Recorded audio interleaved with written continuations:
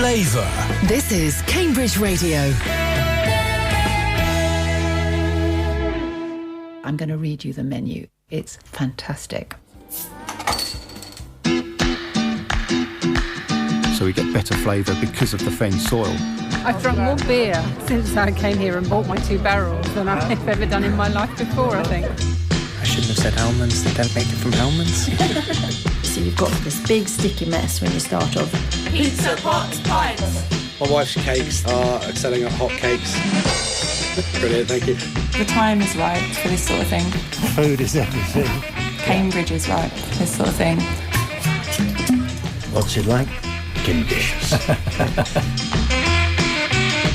Good afternoon and welcome to Flavour, with an hour of local food and drink news. I'm Matt Bentman, live in our studio in Gwydir Street, sitting opposite Alan Alder as we prepare to tuck into today's offerings. We'll be checking out a new cafe on Mill Road with an eco-friendly outlook, because it's also a refill shop where you can take your empty jars and containers and refill them with nuts, oils, berries, pastas. And if all you want in life is locally roasted coffee and sweet chili jam, then we've got you covered with a visit to the Gogmagog Hills farm and their pre-Christmas tasting. Flourish Produce, the organic and regenerative farm in Hildesheim, tell us what they do and how they do it that helped them win this year's Best Food Producer at the BBC Food and Farming Awards. The winner of the Cambridge Archives Bake Off discusses their winning dish. And local chefs tell us about their favourite ingredients. We've also got local food news, social media news, free food and jobs. Plenty to get through, so let's get the kettle on. And we begin with a trip to Chesterton Road. Now, a couple of years ago, we visited the Taste from Hungary. Now, this is a grocery run by husband and wife Mihai and Christina from the Miskolc region in the northeast of Hungary. At the time, Christina was busy working on their next project, a Hungarian restaurant, and this is it. You got an oven, coal-burning oven, right here in the restaurant. We cook in the last 300 years ago in the same one. Our grandparents is cooking in this one for the whole menu. I can cook in this one as well. You could? I can. It's not easy if you put wood and everything, so it can be dirty, but the taste about the food is amazing. Here's Christina's son, Dominic. It gives more of the traditional flavour due to the actual heat of the wood and the coal. It's like you're travelling back in time and you're actually cooking out in someone's wooden home, and that's how you get the real traditional flavour. Did you grow up in this country? I grew up in this cuisine. Obviously, my mum is cooking everything at home as well. Came here in 2012, so I had mostly grown up in the UK.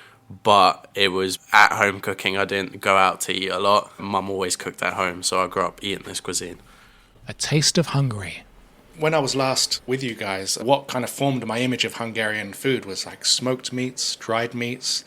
Hungarian spirit, Hungarian wines, lots of different smoked meat and sausage, spices, chocolate, biscuits. Actually, more than 2,000 different items we got in the shop. It's a lot of strong flavours, isn't it? Yes, even in the restaurant, we using from the grocery shop the ingredients we using for cooking. Tulips, I see tulips everywhere. That is a traditional Hungarian flowers they use for decoration and show the area. So every little village have a different flowers, and every little plates show where we came from. I spot an old cookbook on a shelf. That one is more than 70 years old, and we do the same way our grandparents cooking.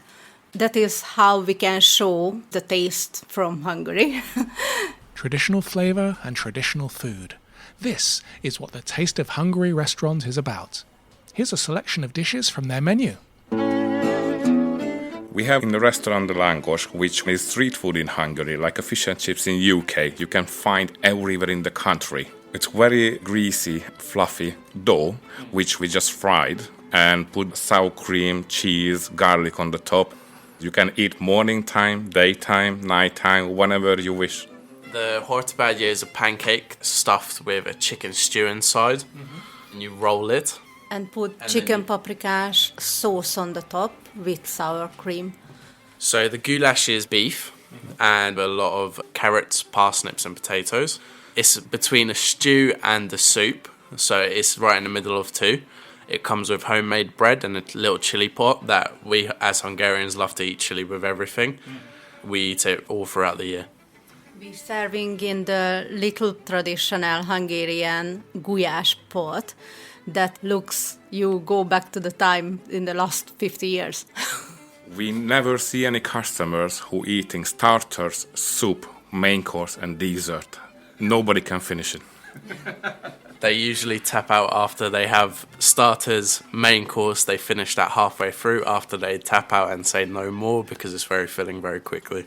We have 6 dishes for the vegetarian people. So we have mushroom paprikash, which one is the traditional Hungarian taste and is very juicy. And we also offer a lot of vegan options and gluten-free options. Can I just quickly ask you, do you have any favourites on the menu? My favourite is the gypsy style steak or the venison stew. Could I ask you the same? Venison stew. And we have? Gulyás soup and the beef stew. If you go with a few friends, maybe try the platter.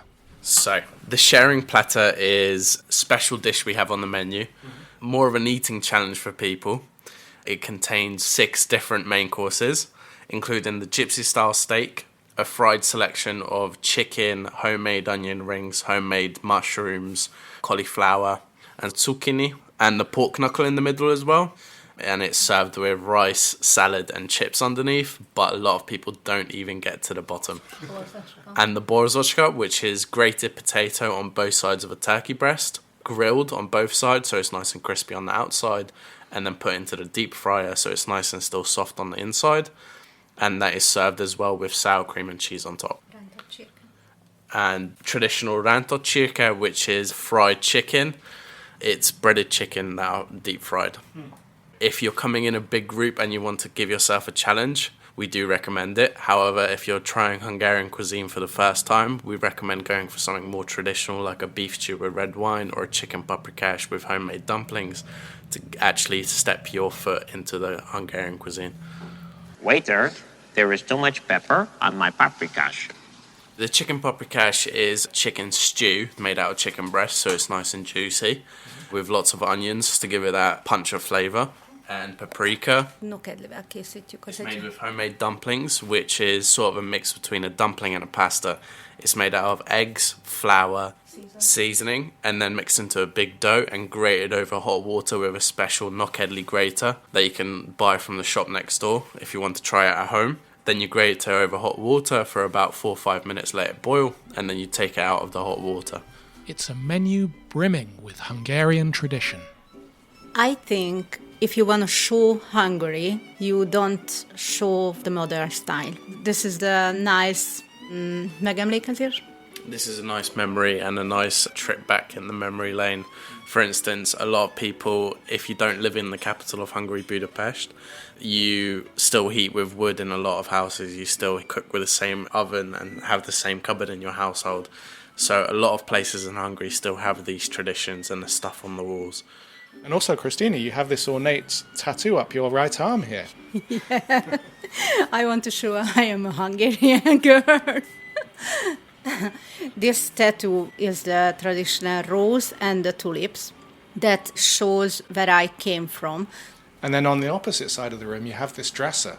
This is my grandmother's cupboard. Every Hungarian house 70, 80 years ago have the same one. This one they made about only 3 colors, red, orange and the green. Little bit shape different, but nearly every house is the same. So the design of this whole restaurant is to evoke like a home from... Yes. We can do the very fresh restaurant, but we don't want to.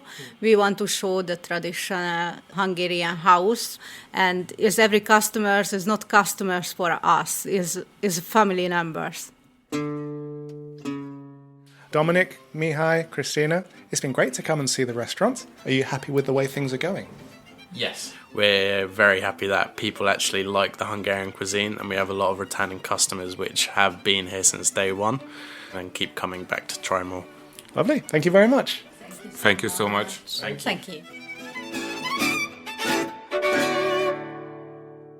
Well, we got to try some of that food, didn't we, Alan? We certainly did. And what a lot we got. Should we start off with the chicken paprikash? Because I think that's probably the most well-known of the Hungarian dishes for the average listener. Yeah.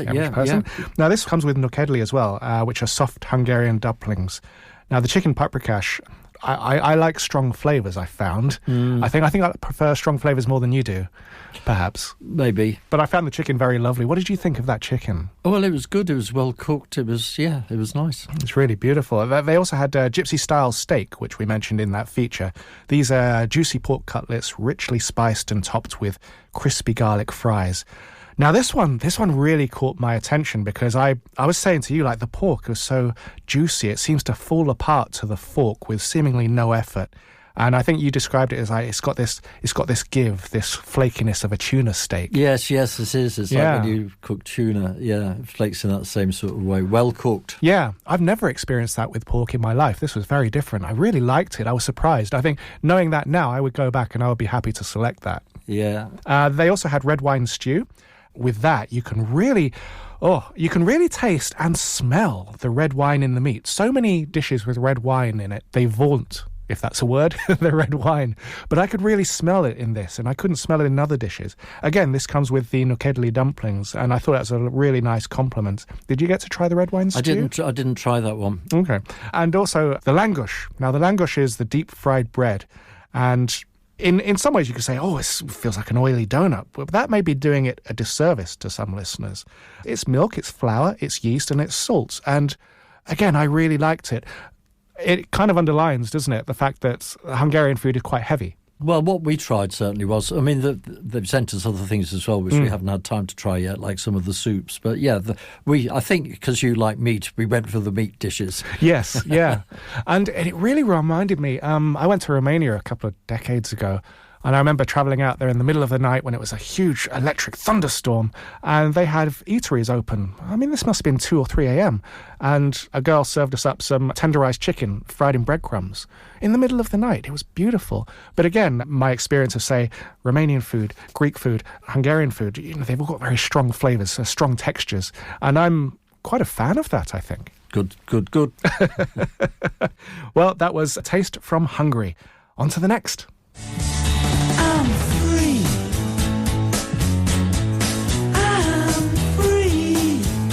Now details of free food available in and around Cambridge, and the information about what's available and where to get it comes from the Olio app, and that's there so that people's or businesses' surplus food just doesn't go to waste. Yeah, and today's look at Olio for Cambridge shows us that Colleen in Hardwick Street is giving away a 4-pinter of semi-skimmed milk.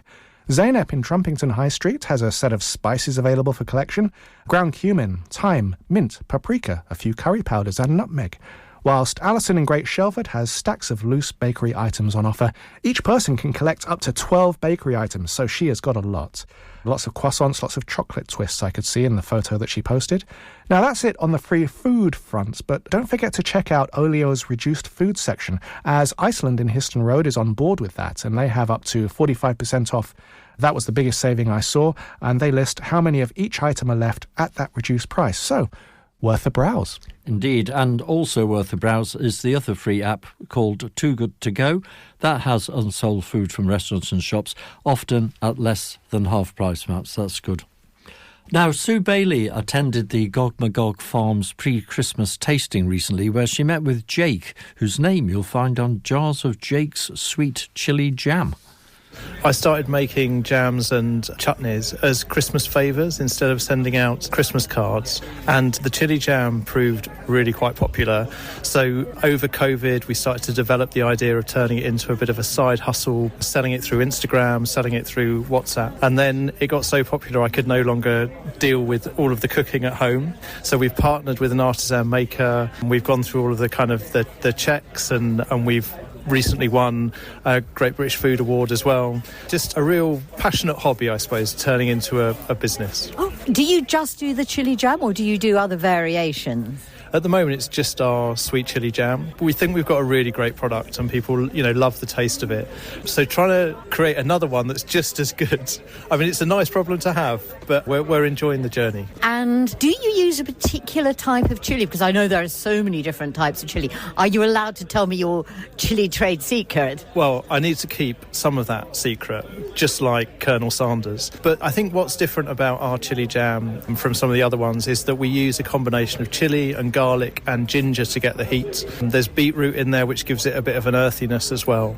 And I think what people like about the flavour is that it starts quite sweet, but, not overbearing. But then the heat comes later and it leaves you with a really nice zing in your mouth. Yes, I will be witness to that because I just tried some and I thought, oh, no, this is nice. And then, whoomph, you get the chili kick and that's perfect. Yeah, I mean, we're just, like the GOG. We love being here at the GOG. We've been stocked here since about Easter of this year. We're stocked in 6 or 7 places along the kind of M11 corridor. So we're based in Bishop Stortford, but we've got one place in London and the GOG in Cambridge. And we're just looking for other kind of like-minded places to stock our jam who love artisan food like we do. Well, at Flavour, we certainly love artisan food, so thank you so much. Thank you very much. And next up is Gareth Reed of Wood Street Coffee. They're based in Saffron Walden, and Sue made him spill the coffee beans. So we started in 2014 as a cafe before moving into roasting. And then we started working with local independent retailers and cafes and bakeries. And we also sell a bit of coffee online. So we've normally got 8 to 10 coffees on at a time. So they could be from Brazil, Colombia, Costa Rica, Guatemala, into the East African coffees, so Kenyans and Ethiopians. So depending at the time of year, we taste those coffees and we buy what's fresh. Yeah, those coffees rotate throughout the year depending on what's good when. I've just tasted some of your coffees and there's one called Merry and Bright. Given the fact it's coming up to Christmas, I thought, I must try that. But as you said, it's a bit of an acquired taste. And tell me a bit more about it. We like to have a bit of fun at Christmas. Most of our coffees are single origin coffees, so it's one coffee from one country. Could be multiple farms, but generally it's from a single country. So at Christmas, we like to have a bit more fun, and we generally do a blend, and it might be 3 or 4 different coffees. So you have to come up with some fun flavour notes for these coffees. So at the moment, it could be chocolate mousse or Black Forest Gatto. We don't add any artificial flavours, so all the flavours are naturally occurring within the coffees, but by blending them you can control those ratios. So Brazil's will give you quite a chocolatey, nutty flavour, whilst some of our Colombian coffees might be notes of caramel. Some of the African coffees might have more fruitier notes. So you can control those tasting notes dependent on the ratios of coffees that you blend. Yeah, I didn't realise until I looked into it a little bit more how skilled and how, if you like, scientific, but also flavour-based coffee tasting and coffee roasting actually is, and the level at which you roast it, again, can influence it, can't it? Yeah, that's correct. So there's a lot of variables in coffee. It depends, first, the varietal of coffee. So much like we have different varietals of apples in the UK, if you visit an orchard and you've got a Granny Smith, a Golden Delicious, a Braeburn, a Gala, it's the same when you visit a coffee farm. So they're growing multiple varietals. Different varietals are more resistant to pests or climate, so they tend to then go with the one that's the most successful. And then you're blending varietals, you're blending origins of coffee and different processing methods. You then roast it to different temperatures and time. So much like baking, your variables are kind of temperature, time, humidity, how far you take the coffee. That ultimately determines the roast level, so how strong or light something tastes. And then, again, how you brew it at home. So if you use more or less coffee, hotter water, cooler water, how long you let a coffee brew before you serve it. All of these things give you a different result. Where can one find your coffees? So, yeah, we're stocked in a number of farm shops, delis, cafes. So in Cambridgeshire, you can find us at the GOG farm shop. We also supply Burwash Manor, a cafe called The Locker on King Street. We work with a number of smaller independent cafes. So there's a shop called Flux in Newnham, Bold Brothers, who have got a few shops around town. So yeah, you can find us in a few places all over. Yeah, excellent. And buy the beans to freshly grind. And you're on Instagram, is that right? Yeah, you can find us at Wood Street Coffee, so it's Wood ST Coffee. We do subscriptions online, but you can find us on Instagram and socials there as well. Thank you so much. Pleasure. OK, on to our first news briefing now for the 29th of November. Starting with Daily Bread in King's Hedges, the antidote to supermarkets, as Fenend Farms so succinctly put it on Instagram. Now, Daily Bread have put out perhaps a final message on social media announcing with regret that they are permanently closed. There appears to have been a lot of misunderstanding with seemingly confusing messages going back and forth from Companies House over many months, and the result is they just haven't been able to trade. So the site is locked up, and in the final words, in what was a lengthy message detailing the whole story, please continue to fight the good fight and support local and independent business where you can. Yes, well, that is awful news, and we'll see if we can speak to them about it. The Astronomer Bar in Eddington is closing for good this weekend as well. It opened just over 2 years ago and was run by the Cam's Cuisine pub chain.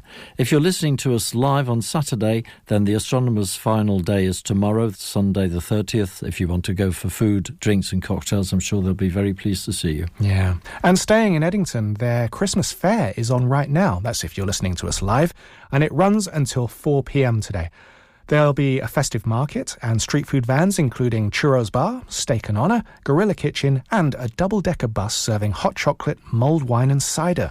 Here's another Christmas fair. This time it's Wavy Markets in Bury St Edmunds on Sunday the 30th. Free entry, free parking with, they say, the best trader selection for your Christmas shopping.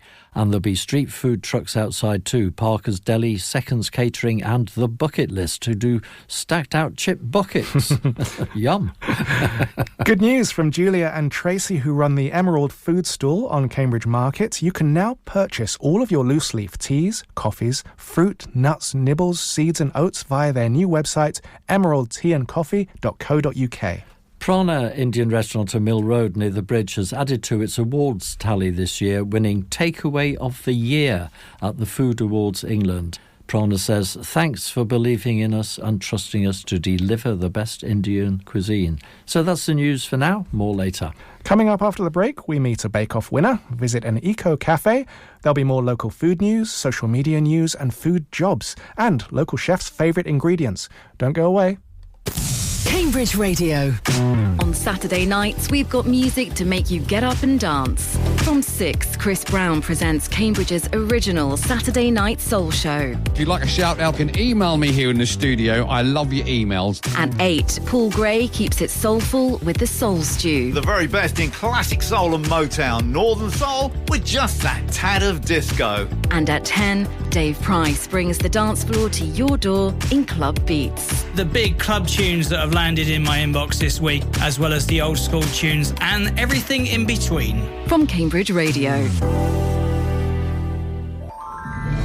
The Rotary Club of Cambridge's annual charity Christmas concert is back, and this year we're raising money for 4 Cambridge-based charities: Cambridge Aid, Cambridge Deaf Association, Centre 33 and Rowan Humberstone. We'll have 2 concerts for you at West Road Concert Hall on Monday the 15th of December at 5 p.m. and 7:15 p.m. As usual, we'll be featuring performances by 10 local schools, including 2 super choirs. Tickets are £12 for adults, £5 for children under 18, and can be purchased through Eventbrite. Get in the festive spirit with the Rotary Club of Cambridge's annual Christmas concert. Find out more at cambridgerotary.org.uk.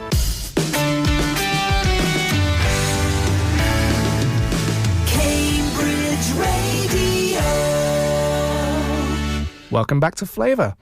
Mathis Wong is the director, the cashier and the barista of Imperfect Impact, which opened a month ago down the Romsey side of Mill Road. Mathis wears a sweatshirt with her cafe's mantra, refuel your day, refill your jar. You're a sustainability cafe and you're an eco shop. It's all about being aware of our own impact on the world and doing what we can to minimise it and to help the future. This is about changing your habits. I think a lot of people in Cambridge, they are very much into sustainability. But if I just create a refuel shop, it wouldn't much change the behavior of the rest. So I thought if I brought in sort of an Asian cafe, it might attract a different crowd, creating an inclusive space for everyone and for them to learn about sustainability. It's something that I always wanted to do. Also because I know nothing about tea, coffee, anything, basically. Mathis's motto for opening your first cafe is trust the process. Trust the process is the 3 words that keeps me going every day, every single minute. And I also couldn't believe that I can stand for like 9 hours because I'm a lazy bones. But importantly, you are another place in Cambridge that offers refill options. We've recently covered Vanguard. You're aware of them? I was actually inspired by Full Circle, so Paul and Emma, and also Thrive. They combined perfectly the idea of cafe and also the refuel shop. I was trying to, with a friend who taught me much about sustainability, trying to acquire Full Circle at that time. I think combining the cafe element and the refuel shop really brings a matter to people. But because for myself, I'm not a vegetarian or a vegan, maybe I'm not the best spokesperson of sustainability, but I don't think that matters. I think it's a collaborative or like a community effort that matters. Time just flies when I run a cafe. I did buy a lot of chairs, like a stand-up stool for myself, but turns out I don't need it at all. And I don't even eat food in a day. Seeing customers, talking to them, and the constant in life that I can bring to people, that kind of feeling. So I enjoyed it a lot. The menu at Imperfect Impact is largely Japanese, but there's some British nods in there too. I think it's a good balance of things. For a less adventurous soul, they can choose sandals, which means sandwiches in Japanese, but sort of another level up where the sandwiches is just thicker and fluffier and fresher. She's very enthusiastic about this. Yeah, the Japanese sandos, sandwiches, are great. If you check out the Cambridge Foodies blog, author Simon Tompkins raves about them, and rightly so. In his words, the egg and mayo filling spilled out in every direction, proof that the best sandwiches are always the messiest ones. But at the same time, we also include food for the adventurous soul, like the Japanese food, like octopus balls, the fried tofu. I was surprised that not many people know about the rice balls, how to eat them with the seaweed. Sometimes I see the customer just leave the seaweed on the plate and I just want to finish it up for them. So basically we wrap the seaweed on top of the rice and wrap it up fully. And then when you bite on it, it's just a crispy seaweed together with heartwarming rice, with the salmon, everything all together in your mouth. I just want to challenge them a bit sometimes. Like if they're choosing English breakfast, how about and level up into something like a Japanese version of English breakfast tea? We call that hojicha tea, even though it's a type of green tea, but it's a roasted one. Like seeing my customer evolve and getting a touch of new things also inspires me. When they say they like it, it's just the best feeling of the world. I saw on your menu you've got an iced hojicha strawberry latte. Sounds divine. How I make it is usually with fresh strawberries that I bought on the day. Top it up with the syrups that are naturally brewed with good sugar, and then with the oat milk or any kind of milk that you prefer. And then I add the freshly whisked matcha or hojicha into the drink, and then add it on top with whipped cream. So different textures in one mouthful of drink. You've got the bitter taste, the sweet taste, the natural fruit taste, everything. It's just the best. Hojicha roll cake. It looks to me kind of like an equivalent of a Swiss roll, an ice cream roll. It's actually a version of Swiss roll. It's just a sponge cake infused with hojicha tea powder. And even for the cream, we also infuse it with hojicha. And we also place strawberries on top and at the side so that it supplements the cream in the best presentable, flavorful way. behind the counter is a sleek, chrome, caffeine-powered beast. Ah, so here's your coffee machine. Am I right? This coffee machine is from Coffee World in Milton? Yes, it's a Lamaxoco machine. I always refer it as a Ferrari or, I don't know, like a Rolls Royce. I don't know car enough. But the same equivalent brand in the coffee world. She's not wrong. I looked them up. Le Marzocco coffee machines, even the cheapest ones, cost more than any car I've ever owned. Coffee World happens to be the local roaster, and they taught me so much stuff about how to run a cafe, how to make a good coffee. I just appreciate them a lot. Like the coffee beans, I'm also using freshly local roasted coffee beans from them. It's brilliant. Another fan. Just the other week, someone was telling me how good the Coffee World roastery is. There's a wide variety of coffees to purchase, and an espresso bar opened there last year. You can find Coffee World just off the Milton roundabout.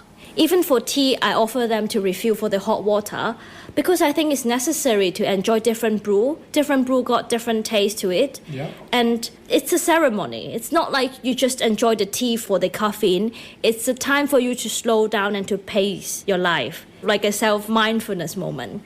Imperfect Impact is a cafe and an eco-shop.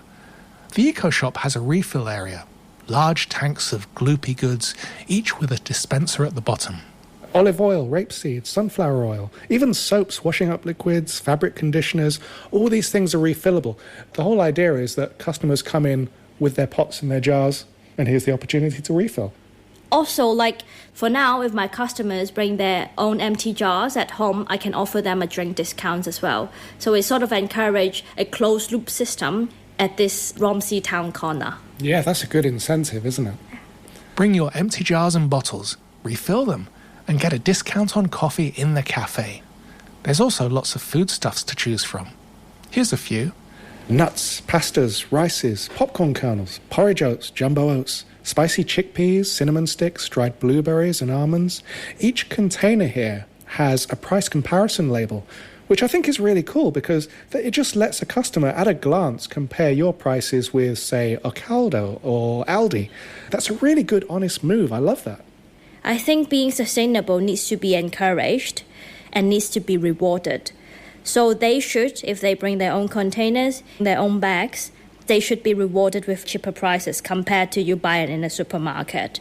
I think that's a fair move. And this is a fair question. Do you have any favourites here amongst all the things you supply? My favourite is the honey sesame almond. It's organic as well, so it's crispy and it's just very fresh. I would finish the whole container within, 3 minutes watching TV. Are you looking forward to Mill Road Winter Fair? Because this is going to be the 20th anniversary and your first one. Yes, I haven't planned much, to be honest. I'm thinking about offering free miso soup. So people got a chance to understand what miso soup is.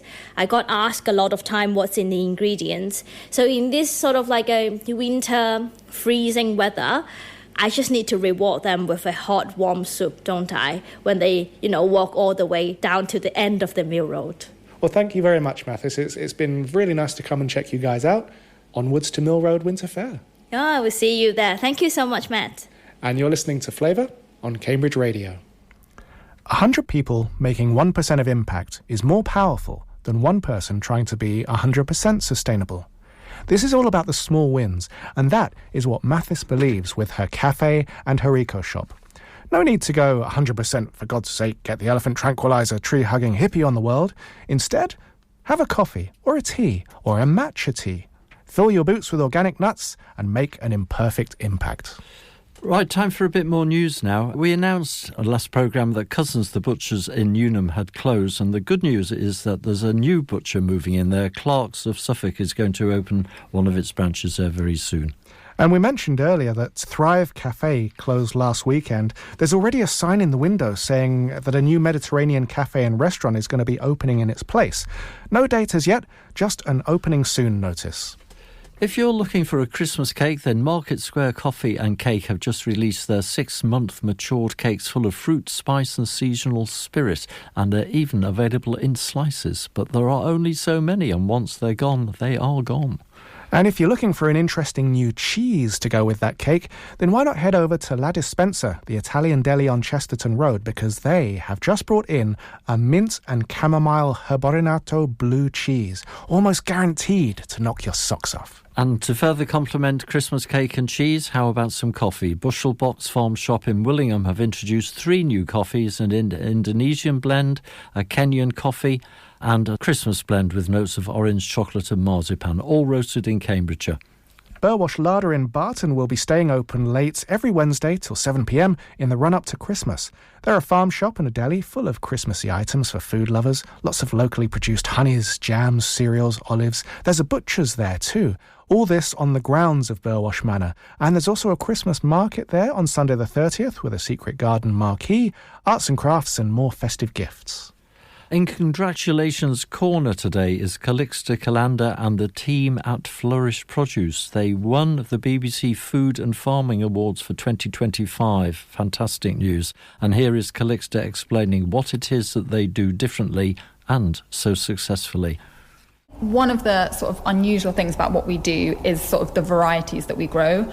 So right from the very beginning, there has been quite a big focus on unusual varieties of crops. And when we sort of started working with chefs, they sort of increased more and more. So rather than just take tomatoes for an example, rather than just a lovely red tomato that you might be able to get elsewhere, we've sourced seeds from all over that have lots of different flavour qualities, different sort of shapes and sizes and colours, all things that do grow here in the British climate, but that excel because of how they taste, rather than other qualities like how well they store on a shelf or how they can kind of ship in a lorry, like maybe some other growers have to take into account. And another thing, of course, is the soil. So we focus on, having very healthy soil, because, of course, everything that a plant comes from is the soil, and so that really helps the flavour of the produce that we're growing. We're hoping that just creates sort of a very unique, different selling point that's also inspiring in terms of the culinary qualities of those items. Yeah. And I know that you're a sort of regenerative farmer, and that's, I suppose, really a sort of step further on than being an organic farmer. And I know that, like organic farmers, you don't use, traditional pesticides. But aren't pests a problem to you? Don't you lose a lot through that, or are you just prepared to make that loss? Yeah, so I think the first thing I'd say is we sort of do accept that we will have crop loss. And we hope that because we grow such a huge range of different crops, that if it's a bad year for something, another crop might excel. So say if it's a bad year for raspberries, then maybe our winter salads or lettuces will thrive. And that over the sort of long term or the yearly cycle that things do balance out a bit. The other thing I'd say is we do use a few things to combat pests.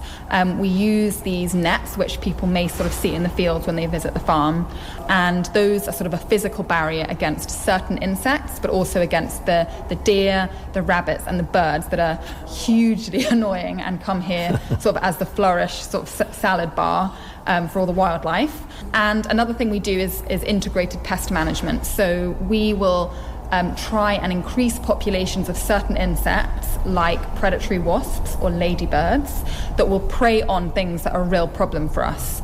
And the way that we do that is by making sure that there's flowers planted all over the farm, so not just for our cut flowers that we sell, but also for the wildlife. So we have them in our fruit, in our fields, we have them everywhere. We also have some sort of fallow areas which we have growing green manures for soil fertility, and those are also full of flowers for insects as well.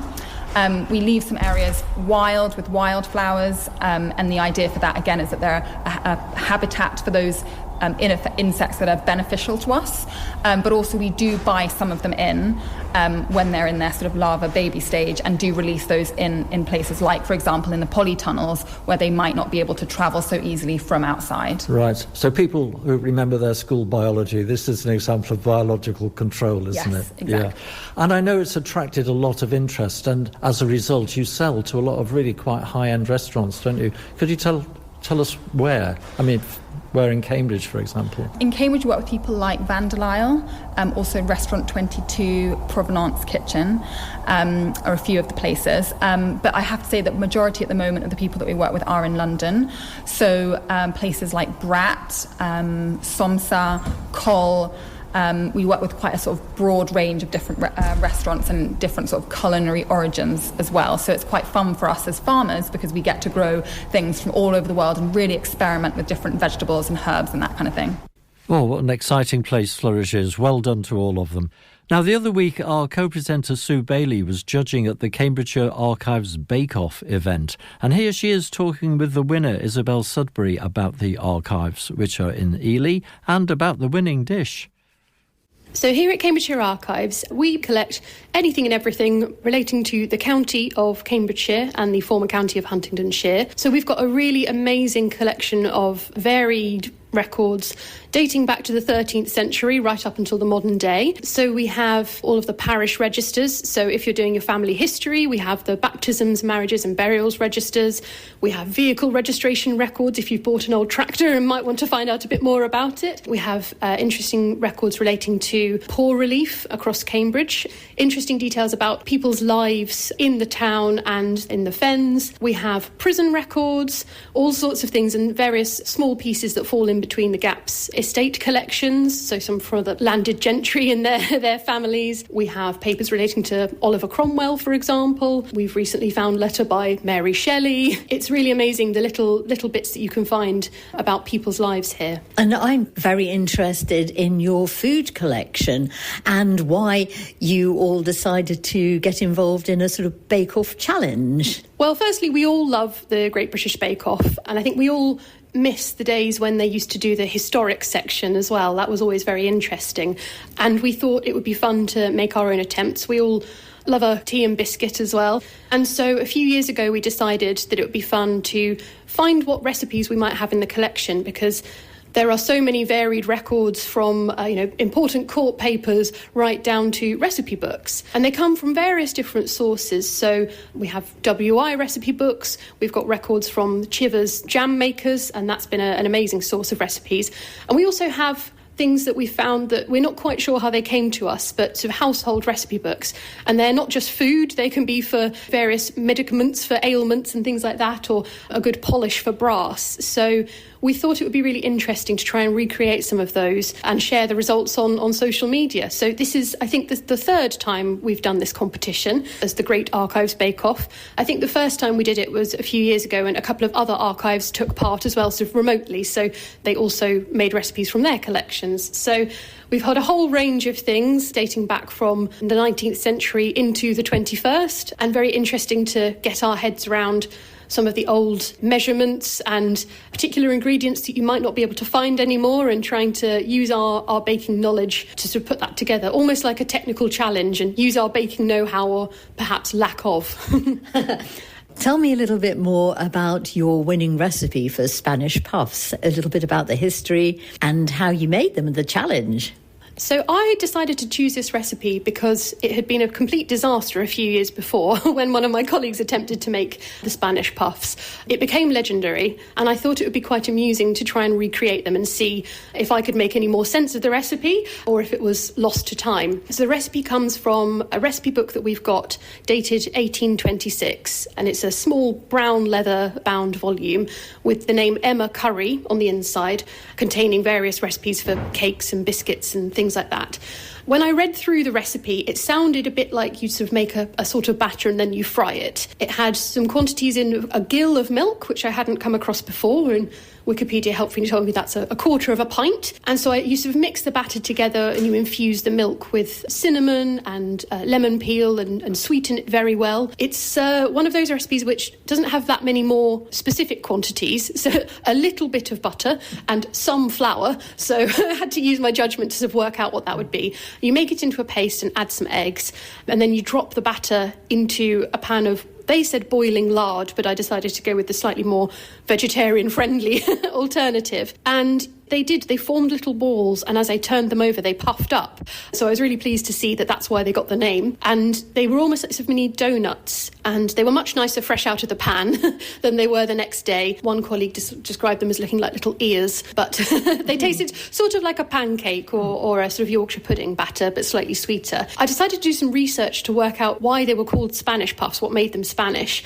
because there was nothing immediately jumping out to me. And a bit of research, I came across the Spanish buñuelos, puffs, which sounded very, very similar, and in fact are still, a popular Spanish dish today, served, I think, particularly in Valencia. And it sounds like they're, we might know sort of churros is a bit more common here, dusted in cinnamon sugar. And, the recipe that I found didn't advise on how to serve them, so we all followed very strictly the letter of the recipe, but we all thought they'd be a bit nicer with a bit of dusting of sugar on, so I served them today with that on the side, and was very, very pleased that they turned out to be more of a success and to have won based on the authenticity and taste. I'm a very happy winner. Very well deserved, but in fact all the other entrants did remarkably well, and there were some challenging ideas, and I gather one was a cake where it had used ground rice, and the contestant had to grind her own rice in order to get the rice powder out of it. But no, there were some really, really interesting dishes with lovely names like wigs and princess balls.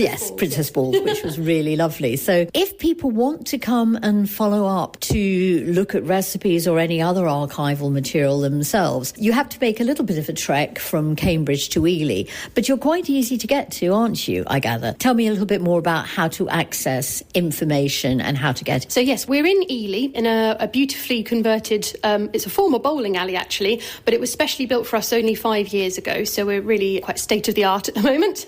So we're just near the train station in Ely. We welcome anybody to come and have a look at the records that we have here. We really want more people to come and make more discoveries, whether they're interested in food history or in maps or in their family history or house history. There's so many resources we have. You just need to ring us up or send us an email to make an appointment and tell us what you'd like to see, or give us some indication so that we can get it ready for you when you arrive. We're open Tuesdays, Wednesdays and Thursdays during the week. And yes, we love helping people to discover more. We do also offer a paid research service. So if someone is, they can't make it here themselves, but they've got a particular thing they'd like to see some copies of, we can make scans. We have a digitisation bureau as well. So if people have some old family photos that they'd like to get digital copies of, really high quality, we can do that as well. So we'd really love to welcome more people to come and find out more about their history. It's the history of Cambridgeshire, it's people, it's businesses, it's charities, it's all for the people that we serve now. Is there a website for the archives? Yes, so if you just search for Cambridgeshire Archives, you'll find us. We do also have social media, so we're active on X and Instagram and Facebook, and that's where we share lots of updates, so you can follow along and see all the historic bake-off entries that we've done there too. I should also mention, of course, we've also got a sister office over in the Huntingdon Library, and they have more of the records of the former county of Huntingdonshire. The same rules apply there. Just ring up and make an appointment, and we'd be happy to help. It's been an absolute pleasure judging and actually seeing the fantastic facilities here. So thank you so much. Thank you so much. It's been really, really wonderful to have you.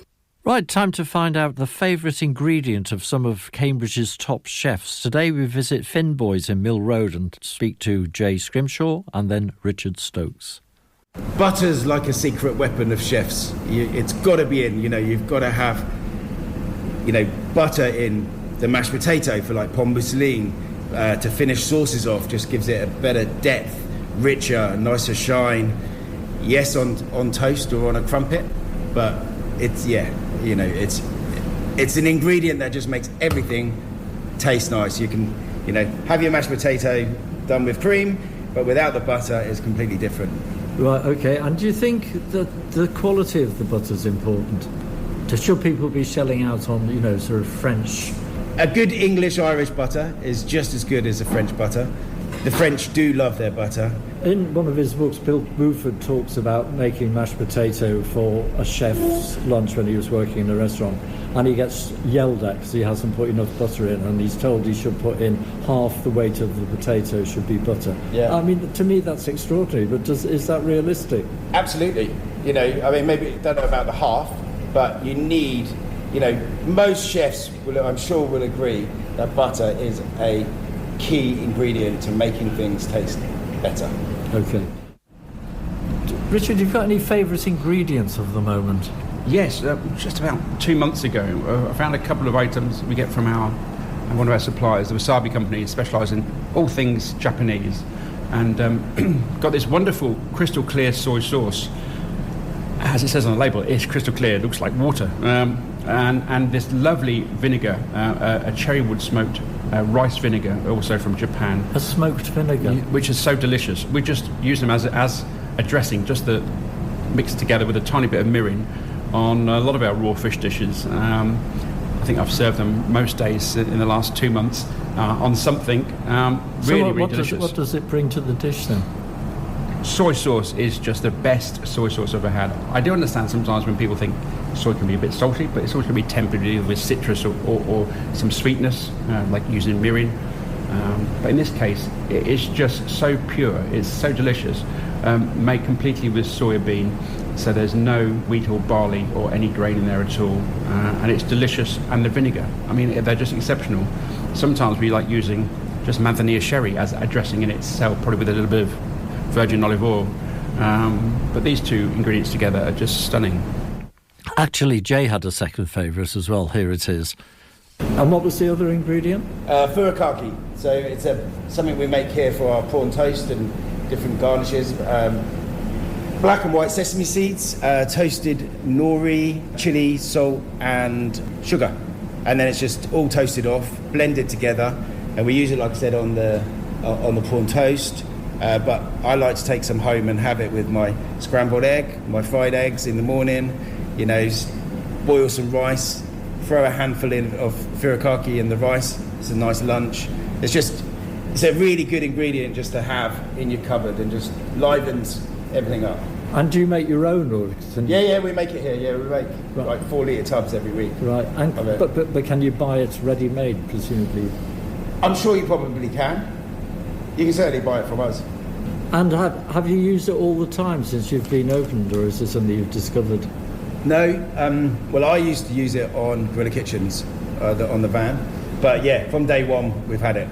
I had it here with the... So if you've eaten in Finboys, you've had furikake, definitely. Right, well, that was Jay Scrimshaw on furikake, which sounds good, and the smoked vinegar sounds extraordinary.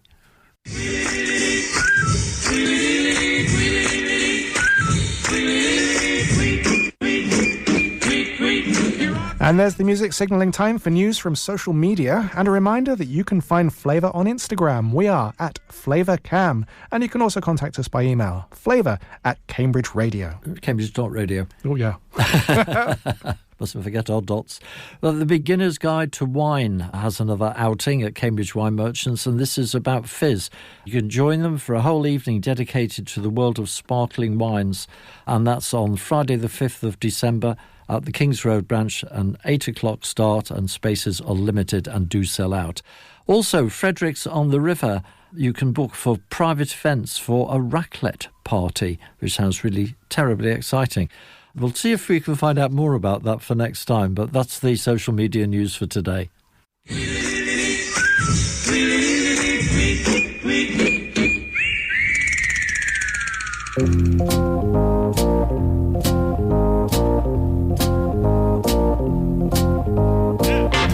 There's Green Onion signalling the start of our jobs section. And we begin with the Cambridge Juice Company, who are looking for a full-time driver to join their team. The Juice Company is based in Meldreth, and they deliver all across East Anglia. So if you're up for a delivery role, then just email info@cambridgejuicecompany.com. Maison Clement needs an artisan baker with 2 years' experience. The work is Wednesdays to Sundays from 4 a.m. to 12 noon. And the salary starts at 27k. If you like the sound of that, then dust up your hands, use your loaf and send your CV to office@maisonclement.co.uk. Flourish are also looking for a delivery driver to deliver fresh farm produce to restaurants in the early mornings and veg boxes on Thursday evenings. Now, these hours are flexible, and you can even share the job if you know someone else who is interested. So just email office@flourishproduce.co.uk. Noma Dough make fresh homemade breads, wraps and sourdough, and they're looking for an extra hand to help them on their food trailer starting in February and going into the summer. Their working week is Tuesday to Saturday. They're based in Saffron Walden and drive out to many locations. No experience, you just need to be keen and have a driving licence. Interested parties can email hello@nomadough.co.uk. And finally, Page's Coffee House on Trumpington Street require a supervisor/key holder for 3 to 4 days a week, and you must be available to work Sundays.